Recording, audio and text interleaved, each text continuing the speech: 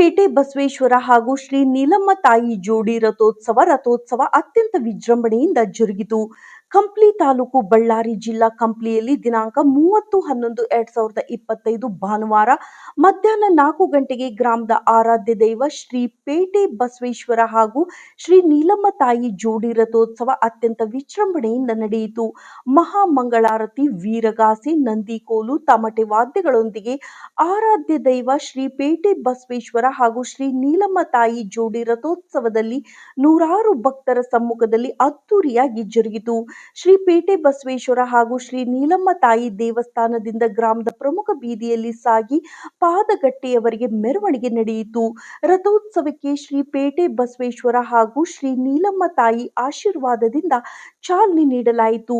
ನಂತರ ಮಾತನಾಡಿದ ಅವರು, ಪ್ರತಿ ವರ್ಷದಂತೆ ಈ ಬಾರಿಯೂ ಕಾರ್ತಿಕ ಮಾಸದಲ್ಲಿ ಶ್ರೀ ಪೇಟೆ ಬಸವೇಶ್ವರ ಹಾಗೂ ಶ್ರೀ ನೀಲಮ್ಮ ತಾಯಿ ಜೋಡಿ ರಥೋತ್ಸವವನ್ನು ನಡೆಸುವುದು ವಾಡಿಕೆ. ಅದರಂತೆ ಈ ದಿನ ನಾವುಗಳು ಈ ರಥೋತ್ಸವಕ್ಕೆ ಚಾಲನೆ ನೀಡಲಾಗಿದೆ. ಈ ರಥದಲ್ಲಿ ಸ್ವಾಮಿಗಳ ಉತ್ಸವವನ್ನು ಏರ್ಪಡಿಸಲಾಗಿದೆ.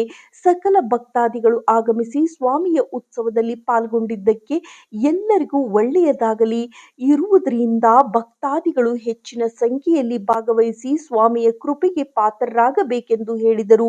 ಈ ಸಂದರ್ಭದಲ್ಲಿ ಪಿಎಸ್ಐ ಅಧಿಕಾರಿಗಳು, ಬೆಸ್ಕಾಂ ಶಾಖಾಧಿಕಾರಿ, ಇನ್ನೂ ಕೆಲವು ಅಧಿಕಾರಿಗಳು ಭಾಗವಹಿಸಿದ್ದರು.